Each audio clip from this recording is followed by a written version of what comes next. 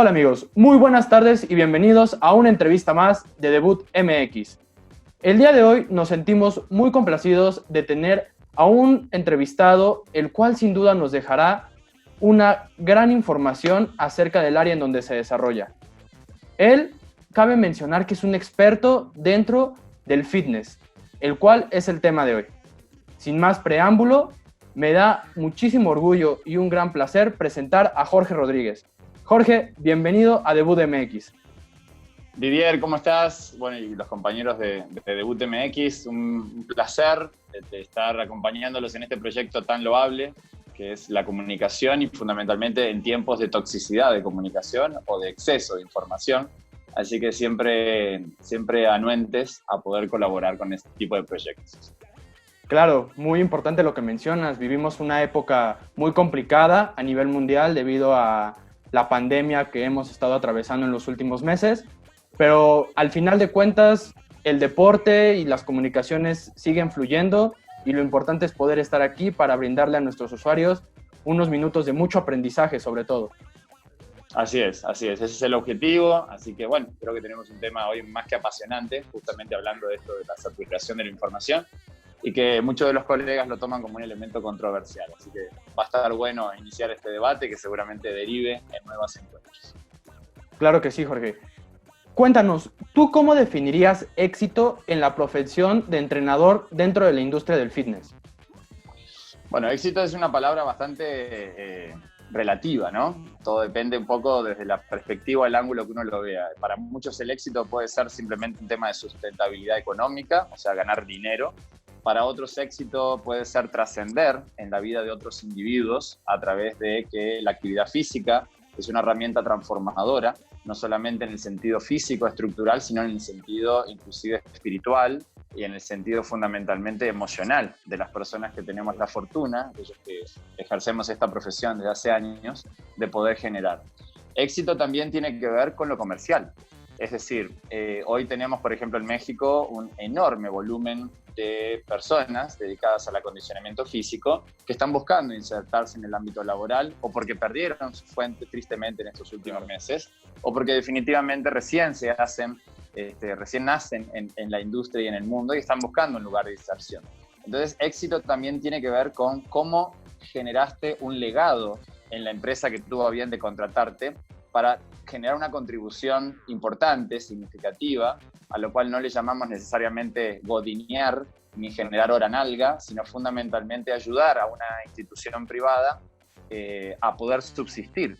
Muchas veces ahí viene un poquito la confusión, hay muchos de los colegas, yo llevo 20 años ya en esta industria, y me ha tocado ver muchos colegas que lo asumen como si fuera un puesto de gobierno.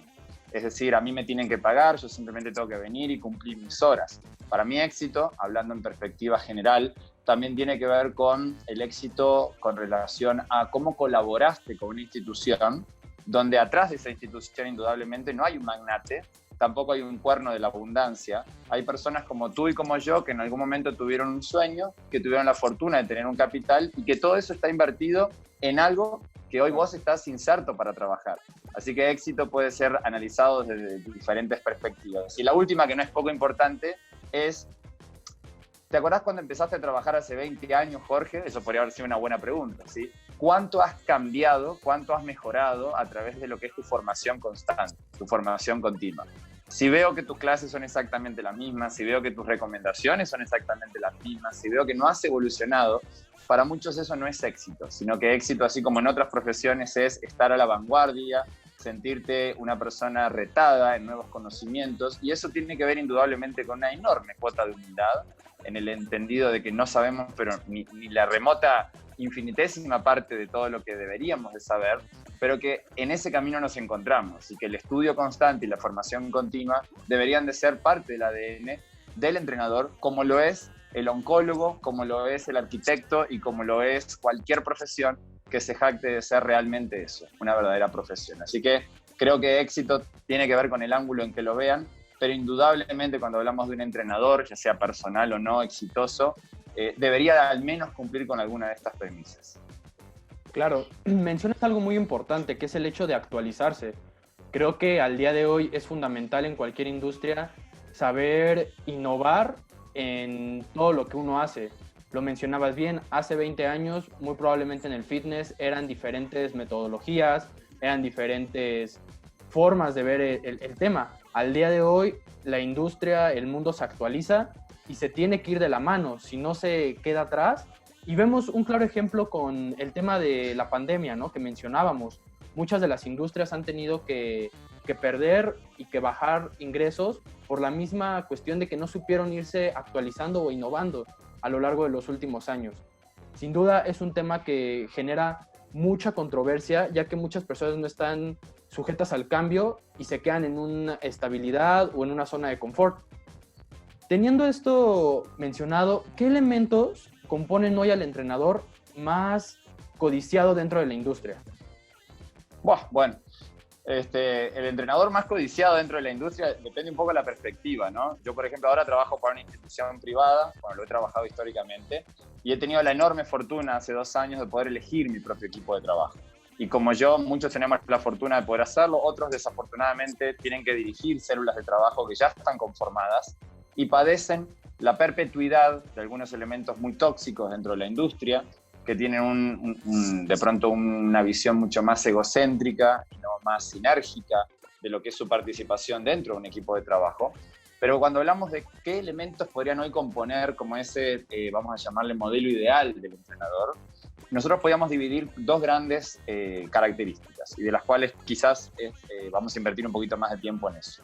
Estas 2 grandes características redundan en lo que en recursos humanos se les llaman habilidades blandas y habilidades duras. ¿Qué son las habilidades duras? Las habilidades duras son aquellas habilidades técnicas que te caracterizan o que te permiten, que te dan la licencia como tal, la licenciatura, para poder prescribir y ejercer una profesión dada, ¿tá? Entonces, cuando hablamos, por ejemplo, de México, nos encontramos una realidad que es bastante triste.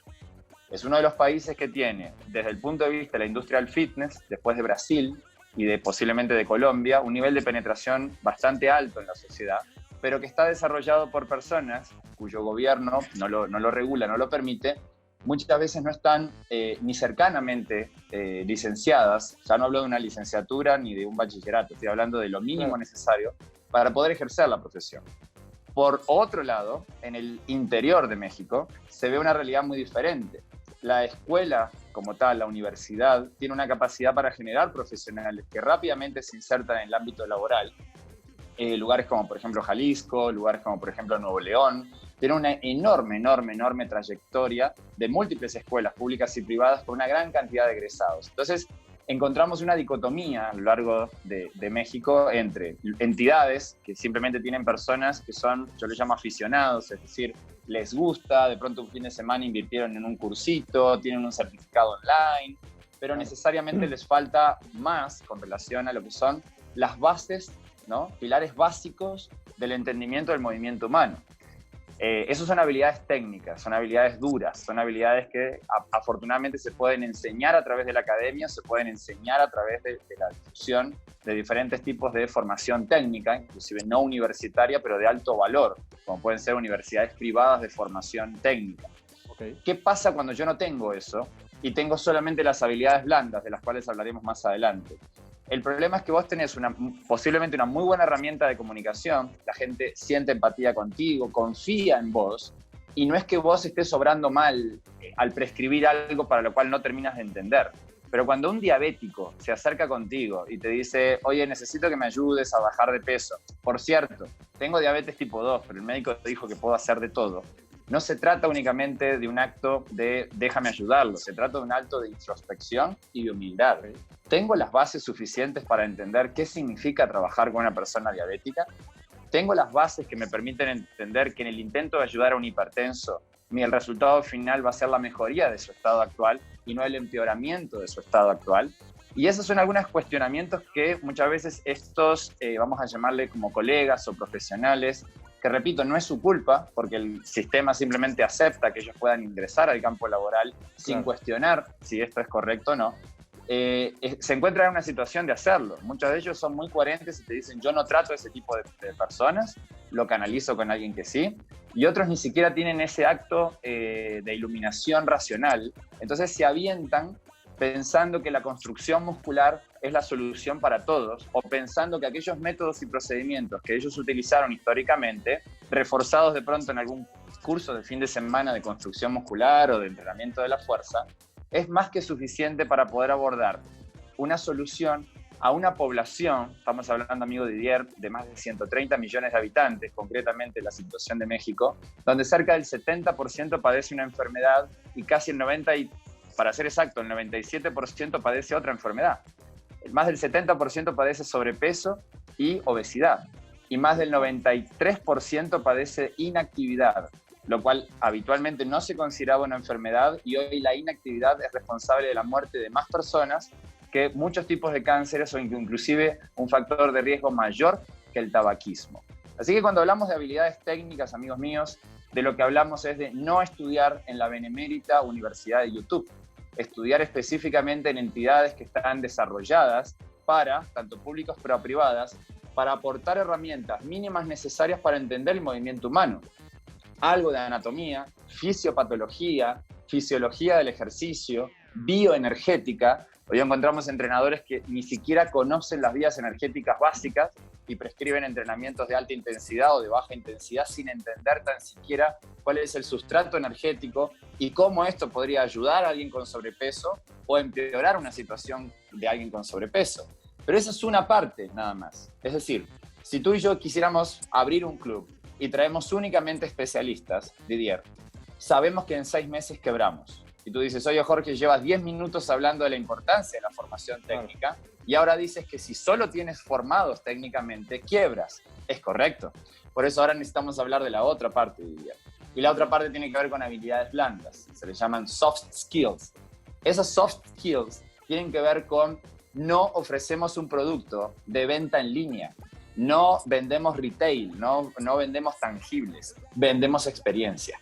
Claro. Y esa experiencia tiene algo que la industria se le llama el delivery, que es simplemente la entrega, que básicamente deriva de habilidades de la personalidad del individuo, algunas innatas, otras genéticas y otras entrenables y aprendidas. Vamos por cada una. ¿Cuáles son las innatas?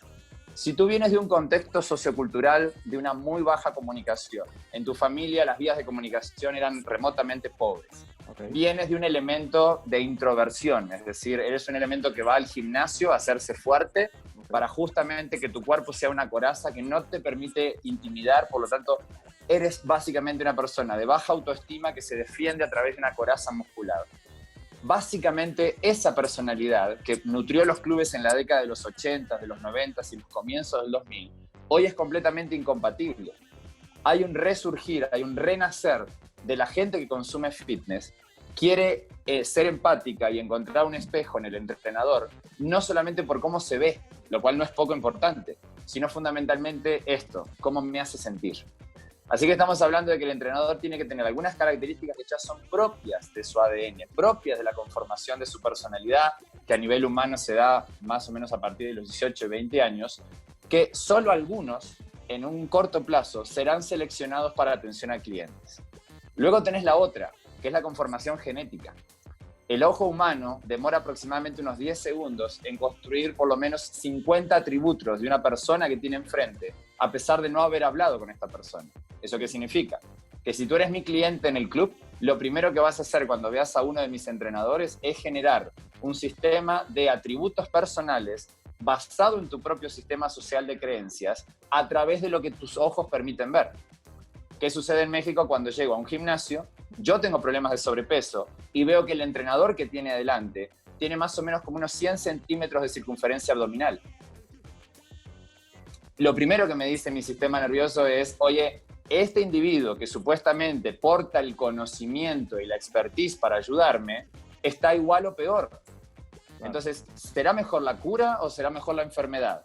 Es ahí donde necesariamente hay algunas cosas que son manipulables. Por ejemplo, si eres un entrenador que no está en forma, posiblemente tengas un gran nivel de conocimiento y a nivel universitario seas un excelente metodólogo.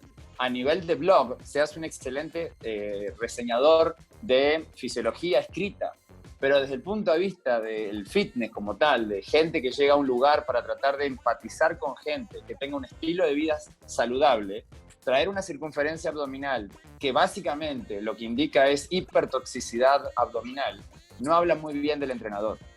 No digo que mañana tenemos que ir corriendo y hacernos cirugía plástica en la cara o ponernos pupilentes azules o verdes o negros.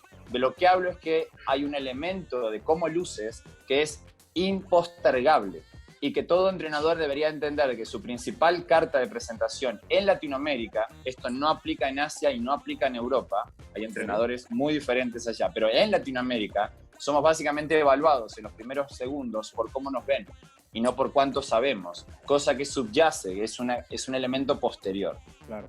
Y el tercer elemento que decíamos luego es, ¿recibiste o no entrenamiento sobre habilidades blandas? Yo puedo contratarte, Didier, eres una persona que en la entrevista inicial me caíste bien, tenés una buena facultad para hablar, tienes una buena verborragia, eres un individuo que maneja muy bien el diálogo. Pero yo te mando al ruedo, te mando a la arena, ¿estamos bien? Y tengo que darte por lo menos instrucciones de cómo se agarra un escudo y cómo se agarra una espada. ¿Qué es lo que sucede cuando te suelto en el ámbito del acondicionamiento físico sin entrenamiento en lo que conocemos como cómo hacerle llegar la experiencia al cliente?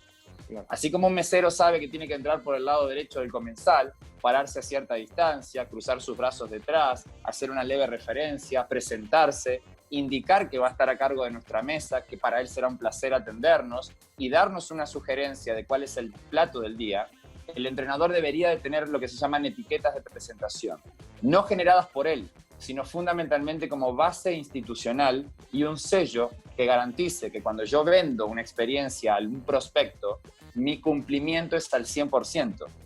Lamentablemente la industria es tan virgen y tan verde, tiene aproximadamente 40 años, 50 años, o sea, es nada en comparación con hotelería, aviación o gastronomía, que nosotros estamos en pañales en eso.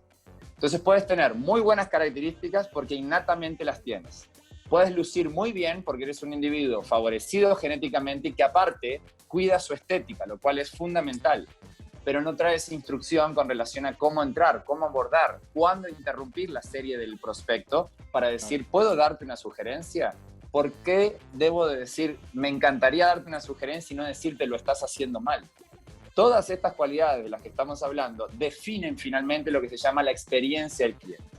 Y la experiencia del cliente básicamente lo que define es la permanencia en la institución o la búsqueda de una nueva institución, claro, que a mismo precio o inclusive por un precio mayor garantice un sentir diferente.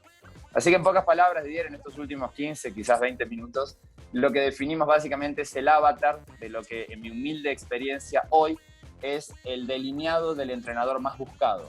Claro. Donde a su vez es un devorador de información nueva, es un individuo que no se queda con lo que le enseñó la academia, sino que constantemente está repensándose y pensando si lo que sabe es la mejor versión o no, y que a su vez tiene un alto grado de humildad, cosa que en esta industria muchas veces es una de las principales características que se pierde. Sí. Cuando la gente al terminar una clase te aplaude, y cuando la gente quiere una foto contigo, y cuando la gente de pronto postea en un Instagram que se la está pasando muy bien gracias al entrenamiento, hay una enorme posibilidad de que pierdas el piso. Y en el momento que perdiste el piso, te transformaste en un rockstar y casi pasas por la misma historia que pasa cualquier profesional que lamentablemente pierde el sentido de cuál es su arte, cuál es su ciencia y deja de ver por los demás para transformarse en una especie de agujero negro egocéntrico que finalmente lo termina devorando y confinando porque lo aleja básicamente de aquello que en algún momento le permitió el éxito. Cuando tú tocabas en un bar con tu guitarra electroacústica, mirabas a la gente y agradecías desde el corazón, ahora que estás tocando en Bellas Artes o que estás tocando en el Palacio Nacional, no deberías de olvidarte básicamente de cuando te dieron tu primera oportunidad con la guitarra. Y eso básicamente es muchos de los que los instructores de clases grupales, los entrenadores personales, muchas veces perdemos el piso. Y eso nos conlleva finalmente a la crisis y al fracaso. Me llama mucho la atención un comentario que haces, el cual hace referencia a que es una industria muy novedosa, es una industria que lleva muy pocos años. Esto me lleva a preguntarte, ¿tú cómo observas en una proyección de 10 años que será el fitness, primero que nada en México y posteriormente en Latinoamérica? Bien, me encantan estas proyecciones a futuro porque habría que ver este video dentro de 10 años a ver qué tan acertado o no estuve, pero acepto el reto de la pregunta de un poco de Julio Verne, ¿no? De jugar a delinear un futuro. En pocas palabras, lo veo aún mucho más diversificado de lo que está hoy. ¿A qué me refiero con diversificación? En la década del 80, hablar de un gimnasio, básicamente en México, en el 80 y el 90, era hablar de cadenas grandes o de gimnasios de barrio, por llamarle, no en forma despectiva, sino en forma descriptiva. Entonces, ¿qué es lo que sucede? Luego empieza el advenimiento de nuevas manifestaciones, como por ejemplo la unión entre un gimnasio de barrio, pero con locales mucho más lindos y atractivos. Entonces surge lo que se llama low cost, donde yo sigo pagando una dosis relativamente amigable de pago mes a mes, estamos hablando entre los 15 y los $20 aproximadamente, claro. En México inclusive igual, pero en instalaciones que me hacen sentir y pensar, ya estoy en un club de mayor nivel. Y luego, años para acá, surge una nueva diversificación que tiene que ver con los estudios boutique, donde la oferta ya no tiene que ver con venga y haga ejercicio en máquinas, sino venga y disfrute de una experiencia guiada por entrenadores, claro, a través de programas que ya están previamente establecidos y que garantizan algo que ni las grandes cadenas han logrado consolidar, ni los clubes low cost han logrado consolidar, y es la responsabilidad sobre la meta y el objetivo del cliente. ¿Cómo veo entonces esto a 10 años? Lo veo con una clara necesidad de continuar avanzando en la diversificación. Y la pregunta es ¿por qué? La respuesta es muy simple. Si nosotros nos concentramos en este momento en Ciudad de México, que es donde más experiencia tengo, claro, el metro cuadrado, por ejemplo, es cada vez más cotizado. Estamos hablando de una estúpida relación de metros cuadrados comparable posiblemente con algunos países mucho más caros históricamente que lo que hemos sido nosotros. Por lo tanto, pensar en invertir en un lugar estratégico, 2.500, 3.000 o más metros cuadrados de construcción, para una nave que tiene que albergar necesariamente unas 2.500 personas o 3.000 para punto de equilibrio, con una meta promedio entre $70 y $80 al mes, comienza a ser cada vez una faena mucho más titánica. Por lo tanto, ¿qué es lo que vamos a empezar? Perdón. ¿Qué es lo que vamos a empezar a ver? Ajá. Vale. Y tomando en cuenta, Jorge, también no me dejarás mentir que el precio de la indumentaria, de las máquinas, de la cuestión de lo que se necesita para montar un gimnasio de manera general, es un costo elevado. Al igual que el costo fijo, te genera una cierta pérdida mensual que lleva al declive, prácticamente. En pocas palabras, si vos no tenés ahí cerca de tu bolsa unos de 4 a 6 millones de dólares, no eres un competidor para ese tipo de nicho. Entonces, ¿qué es lo que sucede? Estamos viviendo un momento de crisis y de enorme incertidumbre. México obviamente tiene una característica que lo diferencia a otros países de Latinoamérica en cuanto al nivel de reacción que ha obtenido, pero claramente esas ballenas, que así se le llama a la industria, que son personas que pueden invertir esas cifras y más, empiezan a ser un poquito más escasas y ya no tienen tantos periodos migratorios que pasen por México, están volteando a ver otros mercados. Conclusión, en 10 años lo que voy a ver indudablemente es la diversificación hacia modelos mucho más rápidos. ¿Qué significa más rápidos? Clubes boutique, clubes, vamos a llamarle estudios, que con 250 metros cuadrados resuelven a través de horas parcializadas una oferta de valor grupal, no individual, sino fundamentalmente grupal, asociada a la experiencia. La experiencia y el resultado serán fundamentalmente las nuevas reglas de juego en la industria. No necesariamente la instalación, porque ya pasamos por la era de la instalación. De hecho, desde a partir de la década de los 80, para ser más preciso, desde el 85 y 86, con el advenimiento, por ejemplo, de Sport City, posteriormente Sport World y posteriormente muchos otros clubes que empezaron a entender la instalación como ese faro al cual la gente necesitaba ir, fue muy bueno el paradigma, pero estamos hablando de finales del siglo pasado. Ahora la gente lo que está buscando es ser parte de una etnia, ser parte de una comunidad. También estamos buscando entrenamientos con responsabilidad, no simplemente pasar por la era del CrossFit, no hablo en forma despectiva, sino de ese suerte como de acción enérgica de alta intensidad sin ningún tipo de control. Hoy afortunadamente los que sobreviven de esa marca que acabo de citar han hecho una reingeniería y eso básicamente es lo que empezamos a ver. Entonces, en pocas palabras, muchos más clubes pequeños distribuidos en una región geográfica donde la renta lo posibilita y también adaptándose a cinturones periféricos de la ciudad, donde una inversión menor permite también un volumen de gente mayor, pero que está ávida ya de no ir a hacer press de pecho en máquina, sino de que vivir una experiencia, repito, colectiva, de alta emocionalidad, y qué mejor que eso encima garantice resultados de los más buscados en Ciudad de México, indudablemente la disminución del porcentaje de grasa, la disminución del estrés y fundamentalmente un cambio físico asociado. Así que por ahí vienen los próximos años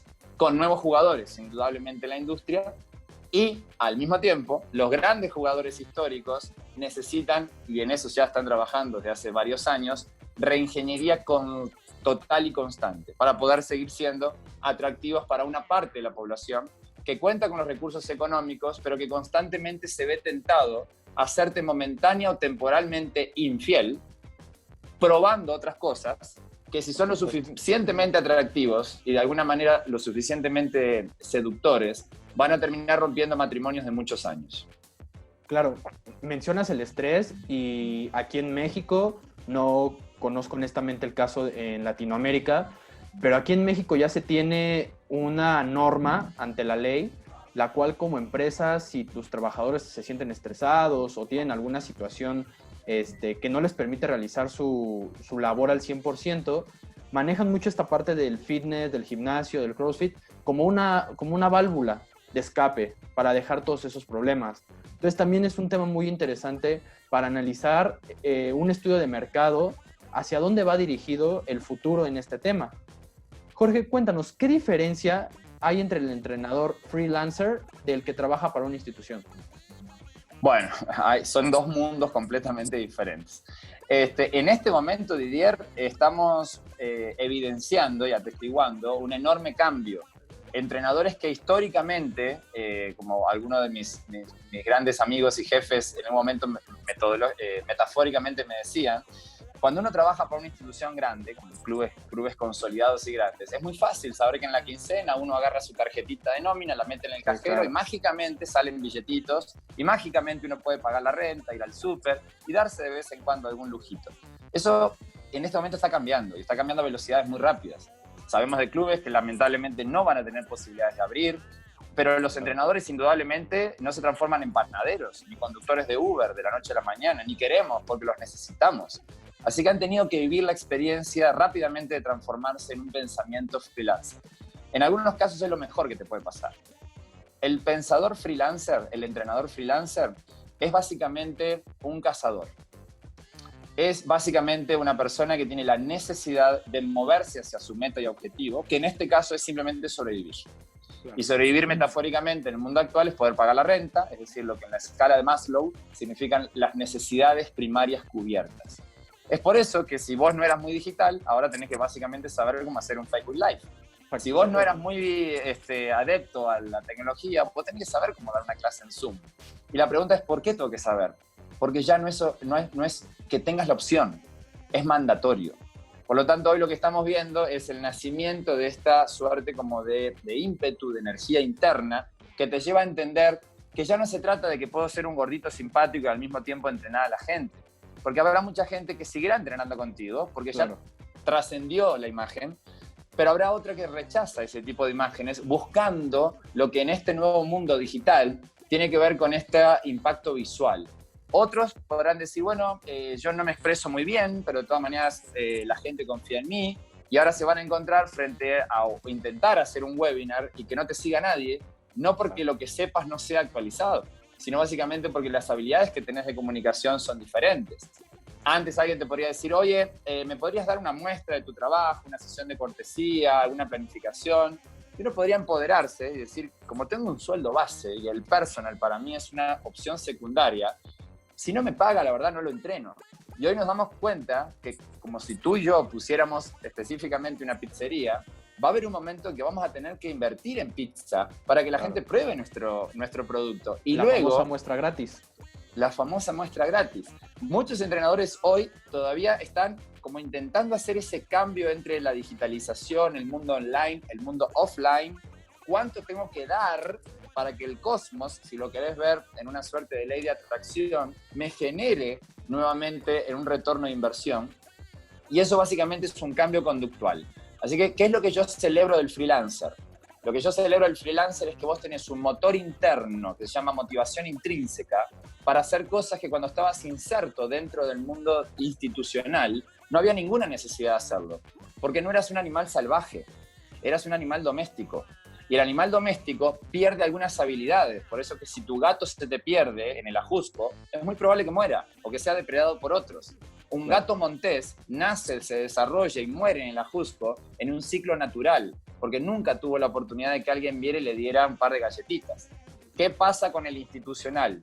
El institucional tiene que entender de que la institución privada, no la pública porque ese es otro merequetengue y ahí nos metemos otro día, pero la privada vive por y para la rentabilidad.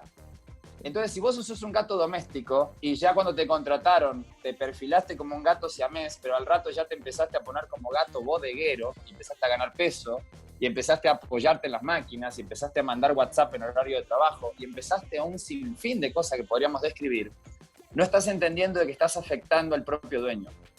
Y lo que no estás entendiendo es que si tu dueño mañana enferma, que es básicamente lo que está sucediendo hoy, por una enfermedad que le llegó de fuera, no de dentro, no estás aportando lo mínimo necesario para que la industria siga.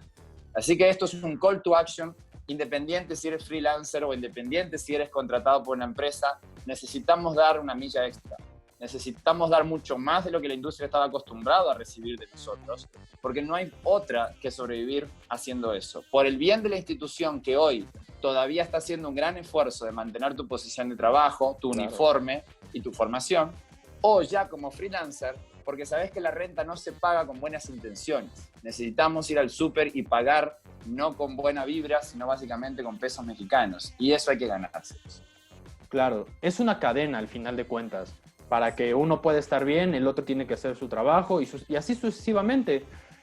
El valor diferencial que mencionas creo que es lo que va a hacer el hecho de que muchas empresas o quiebren en esta pandemia o puedan resurgir y generar una ganancia o una proyección mejor a futuro.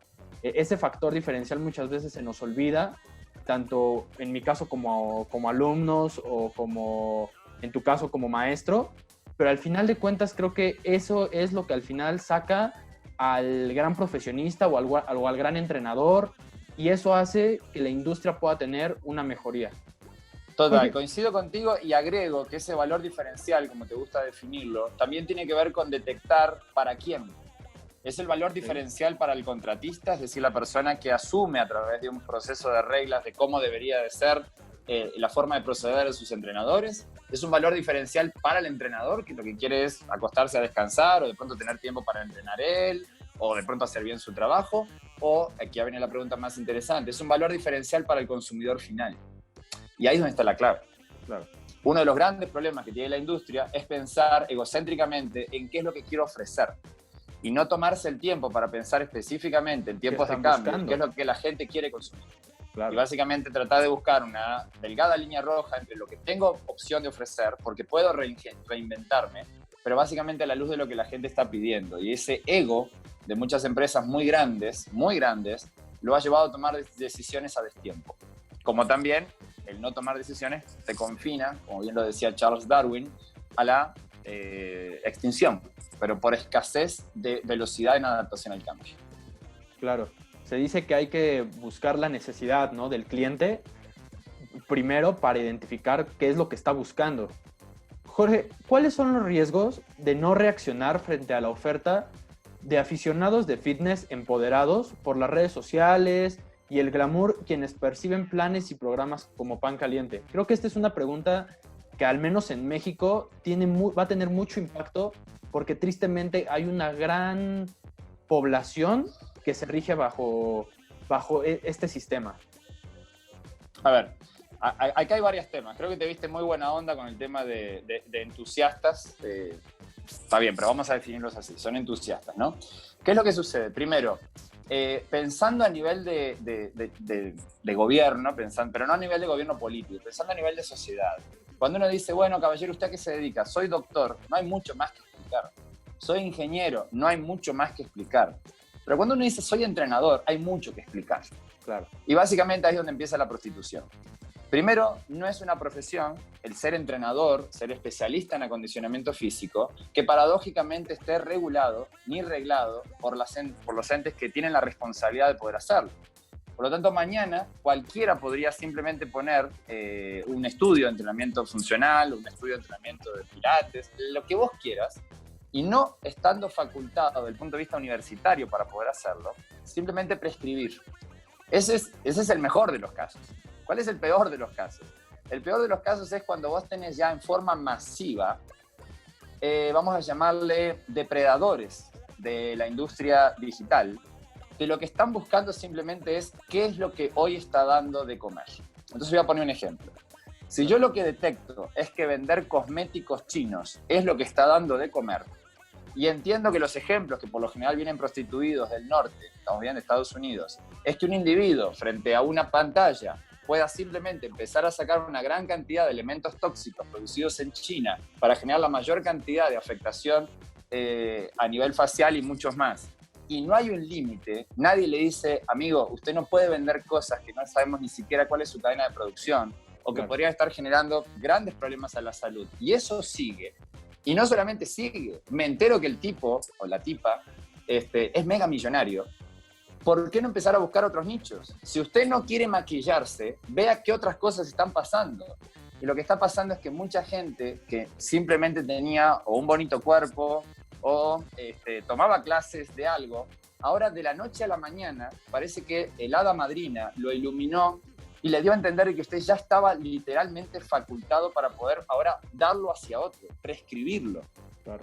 Y como la gente lo sigue a usted, en una cultura donde nadie se anima a decirte, disculpe, señor Jorge Rodríguez, ¿qué títulos tiene usted que lo avalan para hablar? Bueno, yo podría darte algunos de los títulos que tengo. Como eso no existe, entonces no somos rudos en decir, bueno, ¿quién te avala a vos para decir que tengo que hacer 30 burpees? ¿Quién te da las credenciales para suponer que el ayuno intermitente es bueno para la población mundial? ¿Quién te dio las credenciales para hablar de dieta keto? ¿Estás hablando de la dieta keto desde tu experiencia personal? Entonces aclaralo y no prescribas cosas como verdades universales para un volumen de gente que, repito, por como están dadas las situaciones en nuestra industria, no está facultada para discernir si lo que tiene adelante es un profesional hablando con un trasfondo científico, por hablar de la ciencia, aunque la experiencia es igualmente válida, o si simplemente es un individuo que tiene la habilidad de comunicación, como puede ser hoy el entrenamiento, mañana se dedica a vender cosméticos, y si hay una tercera guerra mundial, prescribirá indicaciones de cómo cargar un arma y cómo disparar. O sea, es gente que se dedica básicamente a entender dónde está el negocio y básicamente prescribirlo. Ahora, ¿tenemos que ser críticos con ellos? Primero sí, porque aquellos que hemos dedicado una vida entera, y no solamente a nosotros en formación, sino que tenemos el afán de poder compartir la información, y eso es nuestra profesión. Tenemos que entender que esto tiene que en algún momento tener un alto. Y dos, aprender de ellos.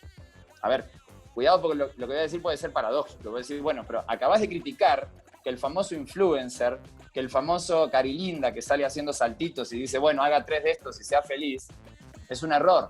Bueno, es un error, pero básicamente nos está enseñando. ¿Qué nos está enseñando?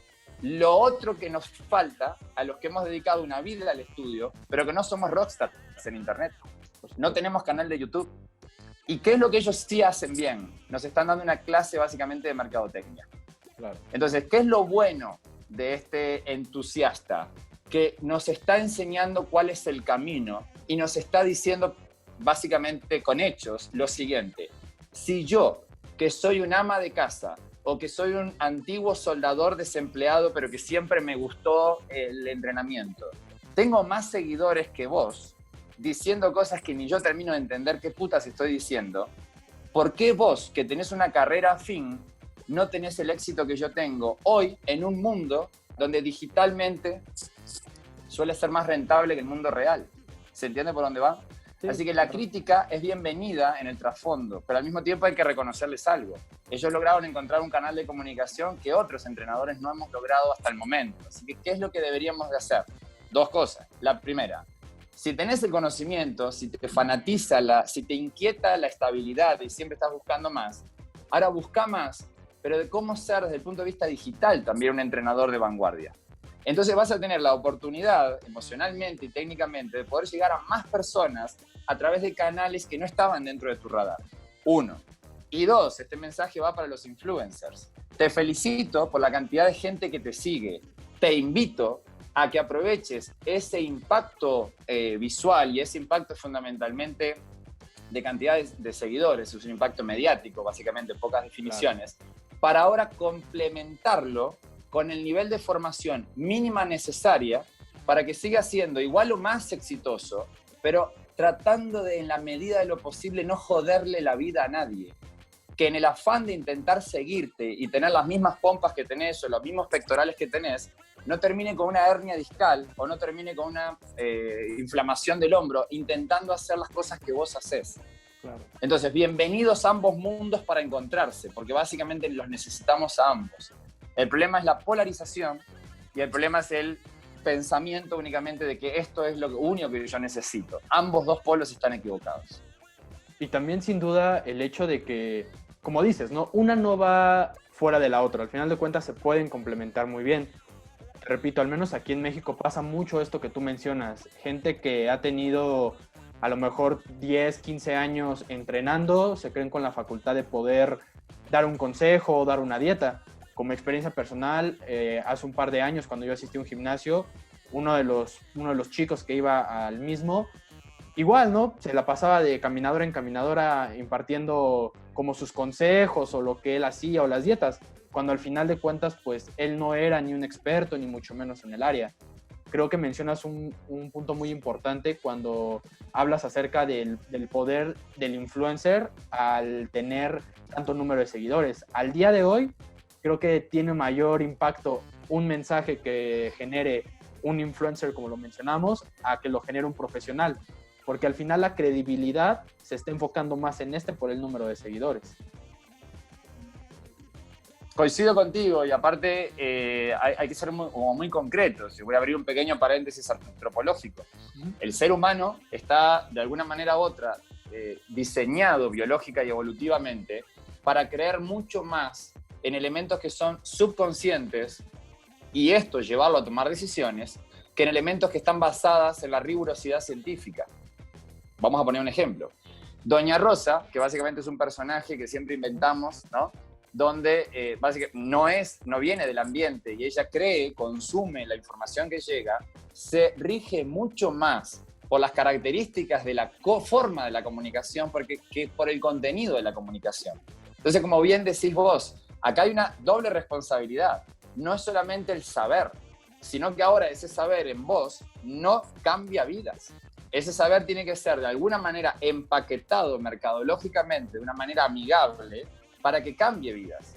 Y aquellos que ya vienen empaquetando, pero empaquetan humo, entender que estaría bueno meter adentro de tu paquetito algo de contenido o tener la suficiente humildad para aclarar que lo que estás prescribiendo se basa en su experiencia y que estaría bueno reforzar el mensaje diciéndose no lo recomiendo utilizar a nadie que no sea yo mismo. Eso sería el acto de mayor heroísmo que podría yo reconocer en un influencer. Pero que al mismo tiempo podría estar reforzado en decir, si busca más información, consulte a estas personas que han sido históricamente mis referentes y me han ayudado a través de enorme inversión de tiempo en estudio a que yo logre lo que usted está viendo. No se deje engañar. Yo no lo creé. Esto viene de otros referentes. Entonces, ahora sí vamos a tener una red importante. Pero obviamente a los 5 minutos va a sonar el despertador y hay que despertarse. Eso era un sueño, ¿se entiende? Nos gusta utilizar la metáfora porque es una de las formas antropológicas de mayor impacto en la comunicación, pero Didier, vos y yo sabemos que cuando los pesos cuentan, nadie va a estar dando referencias de quién te ayudó. Claro. Y básicamente ese es el fastuoso mundo del influencer. Al final de cuentas, dicen que el peso al final es el que habla, ¿no?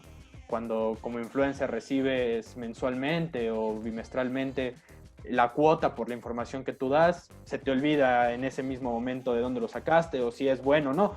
Al final de cuentas, se podría decir que tanto hay influencers con mucho conocimiento y con alguna carrera, porque como decimos, no va fuera una de la otra, pero también hay muchos otros que simplemente tienen una cara bonita, vamos a decirlo así, tuvieron la fortuna de tener muchos seguidores, tienen un contenido ameno para el espectador, y que al día de hoy le pueden generar incluso hasta un problema de salud a larga o a corto plazo al que lo sigue. Totalmente, reforzamos una vez más el mensaje. Los problemas están en las polaridades. La solución está en los grises, no en el blanco, no en el negro. Claro. Entonces, incitamos una vez más. Si usted es un influencer, para empezar, muy bien, o sea, felicidades. Y si encima es un influencer que se dedica a esto, que mañana no va a dedicarse a dar tips de cómo disparar armas o de cómo maquillarse, sino que esta es su línea de trabajo y se forma todos los días en forma certera, o sea, con base científica, pero que no habla de la base científica, sino que básicamente traduce esa información y cuenta con las credenciales, básicamente lo que estás delineando, Didier, es el entrenador del futuro. Claro. Es un entrenador que en el mundo offline interactúa con gente y cambia vidas, pero que en el mundo online también tiene influencia en más personas y gana credibilidad no solamente por el cómo lo dijo, sino porque su base está relacionada al conocimiento y a la experiencia. Ahora, de estos son contados con los dedos, mi amigo. Sí, tristemente. Ojalá, retomando un poquito la pregunta de hace 10 años, esperemos que en este periodo de tiempo puedan hacer más especialistas que tengan esta mentalidad de no quedarse en su zona de confort e innovar a las industrias digitales. Jorge, sin duda ha sido un placer poder tener esta entrevista contigo. Muchas gracias por dedicarnos estos minutos de tu valioso tiempo. Y bueno, no me queda más que decirte que esta es tu familia y tienes las puertas abiertas cuando gustes volver a Debut MX. Perfecto, muchísimas gracias. Y bueno, aparte de desearles el mejor de los éxitos en el emprendimiento, agradecer y celebrar el hecho de que hayan diversificado su energía, sus recursos, hacia algo que en definitiva todos queremos, y es ayudar al prójimo a tener una mejor calidad de vida, no cayendo en la superficialidad de hablar de cosas como el beneficio superfluo de algo, como una dieta milagrosa o un ejercicio milagroso, sino metiéndole el diente a cosas que realmente no son para todo público. Hay mucha gente que nos escuchó 3 minutos y se fue de la entrevista. Hay pocos sobrevivientes que en este momento siguen viendo la entrevista, pero básicamente eso es una apuesta. Yo siempre comparo este tipo de programas como el programa de radio. ¿Querés ganar dinero? Poné pop. En México, pasá pop, no hay ningún problema. Y pasá chistes de muy bajo nivel y te va a ir súper bien. Ahora, ¿le querés hablar a otro tipo de gente? Es un arriesgue. Y ahora, eso se celebra. Y ustedes están haciendo un arriesgue cuando tocan temas de fibras bastante íntimas, pero lo hacen con la responsabilidad y el profesionismo que están mostrando. Así que felicidades, chicos y chicas. Sé que atrás de ustedes, atrás de la cara de Didier, también hay un gran equipo. Y bueno, desearles el mejor de los éxitos. Claro que sí, Jorge. Muchísimas gracias. Esperemos, primeramente, Dios, retomando un poquito de lo que hablábamos en la entrevista, que en 10 años nos podamos volver a encontrar para ver si realmente esta proyección se logró, que yo creo que sí. No, para el final en cuenta, en la industria del deporte, a nivel general, hace falta mucha gente especializada, pero que también le apasione el tema. Y tú, con tus palabras, con tu conocimiento, nos reflejas esa pasión que sientes por lo que haces. Y creo que eso es fundamental para poder tener todo este éxito que has conseguido. Muchísimas gracias, Didier, y creo que sí, si no estás haciendo lo que te apasiona, amigo, dejá de hacerlo inmediatamente y buscá lo que sí. Yo afortunadamente puedo vivir desde hace 20 años en aquello que me apasiona y eso me hace muy feliz. Claro que sí, Jorge. Pues esto fue todo por la entrevista del día de hoy, amigos. Muchas gracias por seguirnos en una edición más de las entrevistas de Debut. Queden al pendientes la próxima semana a una entrevista más. Y toda la familia de Debut les desea un excelente fin de semana. Saludos y nos vemos pronto.